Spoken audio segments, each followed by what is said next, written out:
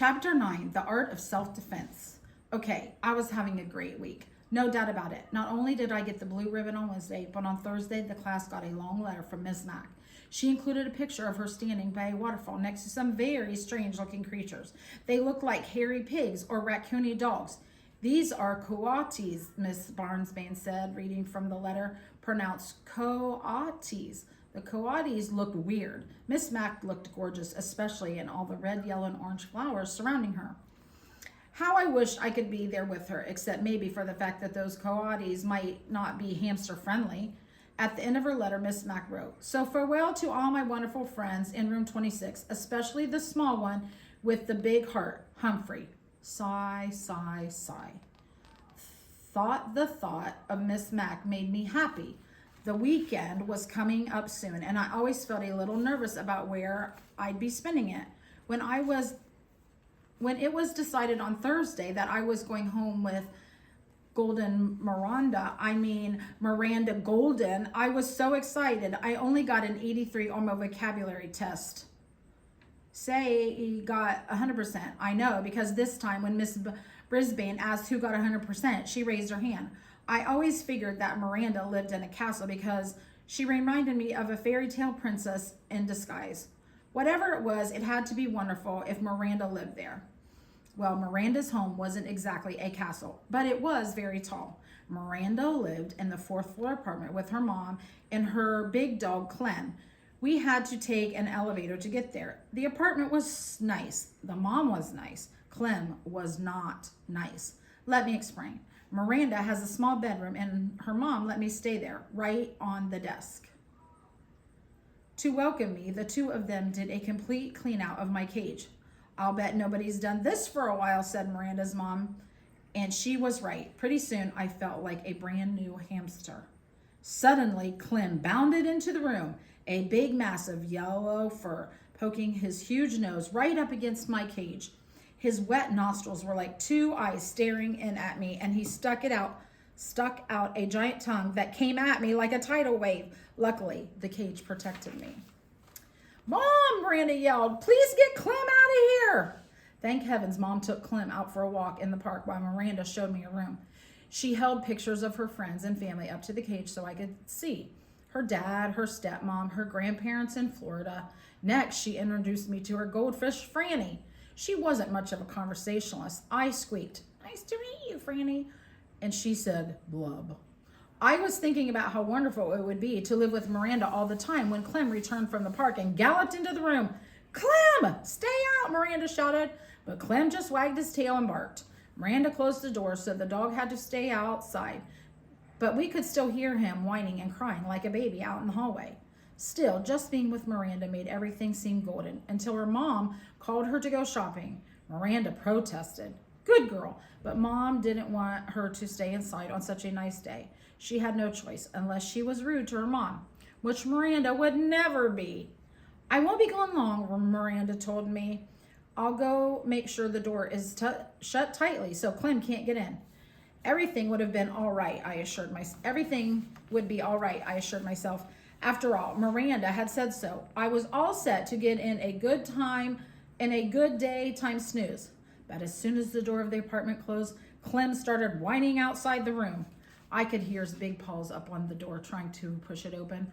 I was a little nervous, but Miranda had assured me I'll be all right. After all, she won't be gone long.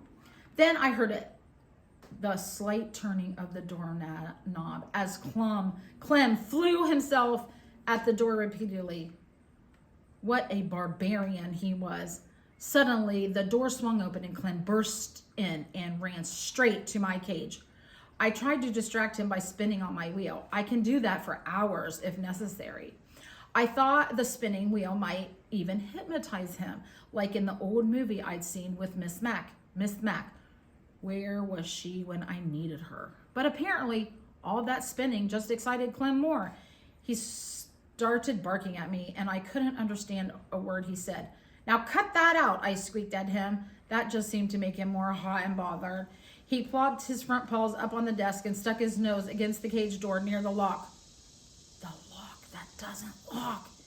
"Easy now, calm down," I squeaked soothingly at the beast. but he kept poking his nose at the cage, showing me his huge tongue and his huge teeth around it. Let me just say that Clem could stand some breath mints. He poked the lock again and again. I knew if he juggled it enough, the door would swing open and I'd be history. Poor Miranda would never know what had happened to me. She might even cry. I couldn't stand the thought of Miranda crying. I hopped back onto my wheel and started spinning with all my might, hoping to buy some time. Clem pulled back for a moment and stared at the wheel going round and round. Let me just say that I'm glad that Clem is about 2 quarts low on the brain department. Whew, I'm a good spinner, but I was getting worried about how long I could keep it up. When Golden Miranda rushed in, she never looked more beautiful to me than at that moment. Clem, stop it, she shouted in a very firm voice. Bad boy. Clem raced to her side, wagging his tail. Miranda's mom dragged old Clem out of the room and closed the door behind her. Whoo, whoo, whoo. Miranda was very sorry. She opened the cage and reached in to pick me up. Poor Humphrey, she said, hugging me. She sat me on her desk and stroked me gently with one finger. I'm so sorry, Humphrey, so sorry. Oh, I didn't know what felt better, the petting or Miranda's soothing words. Miranda felt so terribly about what had happened, she let me play on her desk. She lined up books all along the edge so I wouldn't fall off. Then she let me wander around and see the sights. A desktop is a very interesting place in case you've never explored one. Miranda's desktop had a big cup with hearts all over it. The cup was filled with pencils. Pencils smell so sweet. She had a round silvery container of paper clips and a square purple container of rubber bands. She had lots of paper in a pink box, and she had a great big fat dictionary. I could really use one of those. I wondered if they make doll-sized dictionaries you can hide behind a hamster's mirror. Miranda giggled as she watched me check things out. Then I tried to climb up the paper clip box. She stopped me with her finger. No, Humphrey, those would hurt you. She did the same thing when I tried to roll in the rubber band box. No, Humphrey, rubber bands can be dangerous, she told me. Well, I guess I knew that. Hadn't Garth shot a rubber band at AJ last week and almost got sent to Principal Morales' office? Hadn't AJ held his arm and said, ow, when the rubber band hit him? Anyway, I really enjoyed my time on the desk until I heard Clem barking. Then I made a beeline for home. Oh, Humphrey, I won't let Clem hurt you, honest, Miranda assured me as she gently helped me back into my cage. I believed her, I really did. But then it was bedtime and Miranda's mom came into the room to say goodnight. She said some words that sent a chill up my spine. Don't forget, we're going to the Nicholson's house tomorrow night.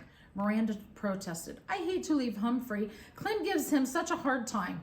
We'll lock the door this time, honey. He'll be okay, her mom said. And tonight, Clem will be in my room. After her mother left, Miranda assured me that Clem loves to sleep in mom's room. But if anything happens and you get scared, just give me a squeak, she told me. Don't worry, I will, I assured her. I didn't sleep that night. For one thing, the stars on Miranda's ceiling glow in the dark, and they're so beautiful. I couldn't take my eyes off them. For another thing, well, I'm nocturnal. But mainly, I didn't sleep because I was worried about Clem. After my experience that afternoon, I believed that no lock could hold him back, and how could a little hamster fight back? What weapon would I have against a big, hairy, bad-breathed, small-brained creature? What weapon indeed? I had an idea. Clem hadn't made a peep for hours, so I took a chance and quietly opened the lock that doesn't lock and dashed across the desktop to pick up my weapon, just in case of another encounter with Clem. Then I scampered back to the cage with it and quietly closed the door. I hid my weapon behind my mirror, next to the notebook where no one could find it. Then I managed to get 40 winks or so of sleep around sunrise. Miranda and her mom kept Clem out of my sight all day until it was time for them to go to their party. I'm still worried, said Miranda. I'm locking your door with a key on the outside, her mom said. I'm locking Clem in my room, and Humphrey's cage is closed tightly, right? Miranda checked it. Everyone always checks it. It always seems to be locked from the outside. It even makes a clicking sound. But from the inside, believe me, it's a piece of cake to open. Miranda seemed satisfied with the arrangement, but I wasn't. So I remained on high alert when that afternoon and evening, and here's what happened. After Miranda and her mom left, Clem barked for a while.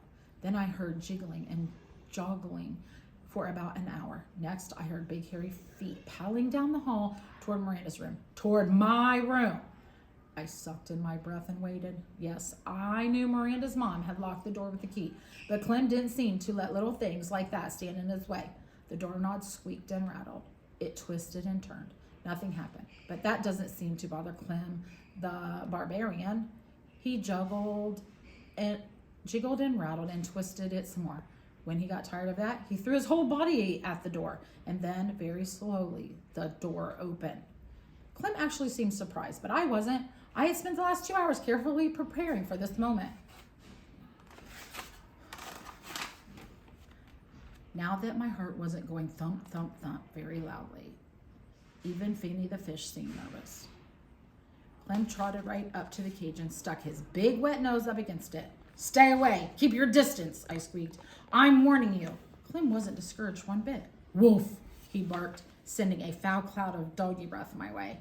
I didn't even flinch. He barked a few more times and then began poking his big nose against the cage door. I wonder if he actually knew the lock was broken.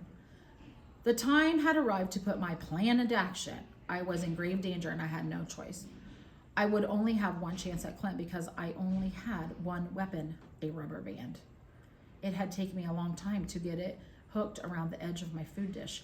Now I carefully pulled it back as far as I could, aiming directly at those big doggy nostrils. "You asked for it, beast," I squeaked. Then I let loose. The rubber band snapped and sailed through the air, hitting Clem square on the nose. He yelped like a baby and raced out of the room as if he'd seen a ghost. Too bad I still didn't have my ghost costume. That would have been a nice touch. I guess Clem wasn't quite as dumb as I thought because he never even tried to come back in my room again. Of course, Miranda and her mom were really puzzled when they came home and found both bedrooms unlocked and Clem cowering in the living room sofa. "I don't get it," said Miranda. "Humphrey looks just fine. Maybe it was a burglar." But Miranda's mom checked the closet and drawers and nothing was missing. "Now that's a mystery," said Miranda's mother after she'd searched the whole apartment. Miranda stared at me, shaking her head. "If only Humphrey could talk," she said. "But I can if you just listen," I told her. "I bet you have a lot to tell us," Miranda continued, not understanding my squeaks. "Yes, I do," I thought. "Enough to fill a book." Tip 9. Hamsters do not enjoy contact with other animals. A cat or dog may eat a hamster or at least do it bodily harm. Guide to the Care and Feeding of Hamsters, Dr. Harvey H. Hammer.